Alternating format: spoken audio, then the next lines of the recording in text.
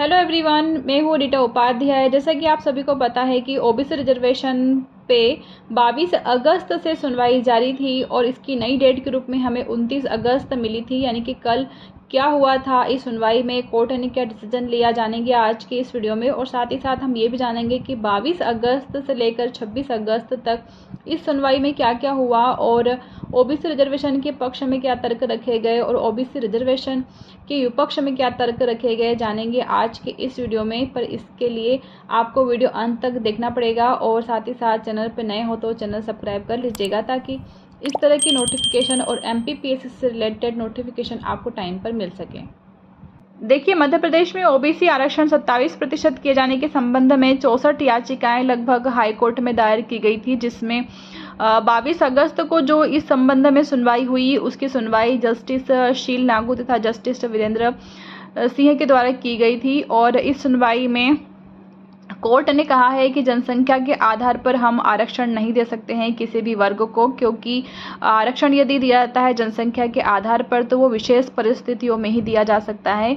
इसके अलावा किसी और अन्य परिस्थिति में जनसंख्या को आधार मानकर किसी वर्ग को आरक्षण प्रदान नहीं किया जा सकता है, क्योंकि सुप्रीम कोर्ट ने पहले ही मराठा आरक्षण और जो इंदिरा साहनी का जो केस था उस संबंध में आरक्षण की सीमा निर्धारित कर दी है। इसलिए इन्होंने कोर्ट ने आरक्षण देने से मना कर दिया था इस सुनवाई में और इस कारण से ये सुनवाई जो है 23 अगस्त को फिर जारी रखने के निर्देश दिए थे।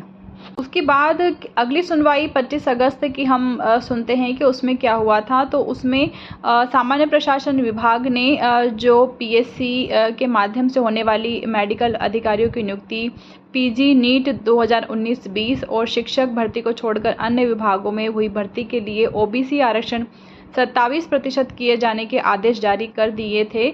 इस आदेश के खिलाफ जो हाईकोर्ट में याचिका दायर हुई थी उस संबंध में सुनवाई हुई और इसमें जो कोर्ट ने डिसीजन लिया था वो ये था कि सर्वोच्च न्यायालय की संवैधानिक पीठ ने साल 1993 में भी इंदिरा साहनी तथा साल 2021 में मराठा आरक्षण के मामले में स्पष्ट आदेश दिए हैं कि आरक्षण की सीमा 50% से अधिक नहीं होनी चाहिए और प्रदेश में ओबीसी आरक्षण यदि 27% किया जाता है तो आरक्षण की सीमा 63% तक पहुंच जाएगी। इसीलिए इस दिन भी ये कार्रवाई चलती रही, सुनवाई चलती रही, पर कोई डिसीजन नहीं आ पाया। अब देखते हैं कि अगली सुनवाई में क्या बहस हुई थी। ओबीसी रिजर्वेशन 14% से बढ़ा करके 27% कर दिए जाने के विरोध में शुक्रवार यानी कि 26 अगस्त को भी बहस जारी रही।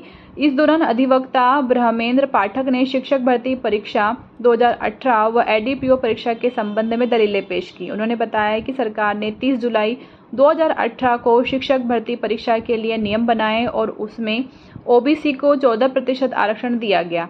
उच्च माध्यमिक शिक्षक के करीब 17,000 पदों पर भर्ती प्रक्रिया शुरू हुई। सरकार ने 24 दिसंबर 2019 को अधिसूचना जारी कर ओबीसी का आरक्षण 14% से बढ़ा करके 27% कर दिया। साथ ही ईडब्ल्यूएस को भी 10% आरक्षण दिया गया। इसके बाद 20 जनवरी 2022 को निर्देशिका जारी कर शिक्षक भर्ती के उक्त पदों का वर्गवार विभाजन कर दिया। अधिवक्ता पाठक का कहना है कि चूंकि विज्ञापन 2018 में जारी हुआ था इसलिए भूतलक्षी प्रभाव से नियम लागू नहीं किया जा सकता। उन्होंने यह भी बताया कि सरकार ने अभी तक ईडब्ल्यूएस आरक्षण के संबंध में नियम नहीं बनाए हैं। यह भी बताया साथ ही साथ कि हाईकोर्ट द्वारा 27% पर रोक लगाने के बावजूद सरकार ने एडीपीओ, सांख्यिकी अधिकारी सहित अन्य परीक्षाओं में ओबीसी को 27% आरक्षण दिया है, जो कि पूरी तरह अवैधानिक है। तर्कों को सुनने के बाद प्रशासनिक न्यायाधीशों की युगल पीठ ने 29 अगस्त को भी सुनवाई जारी रखने के निर्देश दिए। अब देखते हैं कि 29 अगस्त को सुनवाई में क्या हुआ था। अब जान लेते हैं कि ओबीसी रिजर्वेशन के पक्ष में क्या तर्क रखे गए थे। तो अधिवक्ता उदय कुमार साहू ने कोर्ट में ओबीसी रिजर्वेशन के पक्ष में तर्क रखे और उन्होंने कोर्ट के समक्ष 6 बिंदु रखे और निवेदन किया कि अंतिम फैसले से पहले इन पर विचार करें। उन्होंने कहा कि क्या हाई कोर्ट को 50% आरक्षण की सीमा निर्धारण करने का अधिकार है। हाई कोर्ट के 8 अगस्त के अंतरिम आदेश और ईडब्ल्यूएस से जुड़े प्रकरण सुप्रीम कोर्ट में लंबित हैं। इंदिरा साहनी के प्रकरण में सुप्रीम कोर्ट ने कहा है कि विशेष परिस्थितियों में आरक्षण बढ़ाया जा सकता है, लेकिन वो परिस्थितियां क्या होगी वो सुप्रीम कोर्ट निर्धारित करेगा, न कि हाई कोर्ट। मराठा मामले में भी सुप्रीम कोर्ट ने 27% को असंवैधानिक करार दिया है। इसलिए सुप्रीम कोर्ट के फैसले से असंगत हाई कोर्ट को क्या क्षेत्राधिकार है कि वो इस पर डिसीजन ले। संविधान ने संशोधन कर EWS को पहले से ही 10% आरक्षण दे रखा है और इससे भी कहीं ना कहीं 50% जो आरक्षण की सीमा है वो प्रभावित हो रही है। तो ये तर्क थे ओबीसी रिजर्वेशन के पक्ष में। अब हम जान लेते हैं कि 29 अगस्त यानी कि कल जो सुनवाई हुई थी उसमें आखिर में क्या हुआ था, कोर्ट में क्या डिसीजन आया कोर्ट के द्वारा। तो देखिए 29 अगस्त को जो सुनवाई होना थी अंतिम, उसमें जो परमानेंट बैच होती है वो उपस्थित नहीं थी। इसी वजह से कोई सुनवाई नहीं हो पाई और अगली डेट के रूप में अब हमें 5 सितंबर मिला है, यानी कि अब जो अगली सुनवाई होना है अंतिम वो 5 सितंबर को होगी। और देखिए तसल्ली यहाँ पर एक बात की ये है कि कम से कम 64 याचिकाएं इस संबंध में दायर थी। लगभग अब उसमें से काफ़ी सारी याचिकाओं पर सुनवाई हो चुकी है। काफ़ी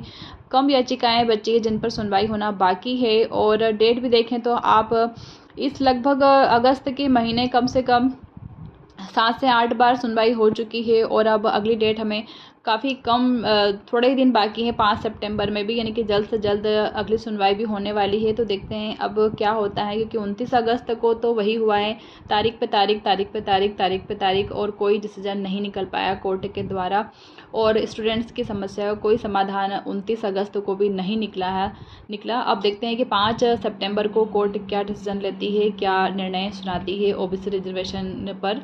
तो हमारे साथ आप बने रहिए ताकि इस तरह की न्यूज़, इस तरह की नोटिफिकेशन आपको टाइम पर मिल सके। इसके लिए चैनल सब्सक्राइब कर लीजिएगा और वीडियो पसंद आता है तो लाइक और शेयर भी कर दीजिएगा। Thanks for watching.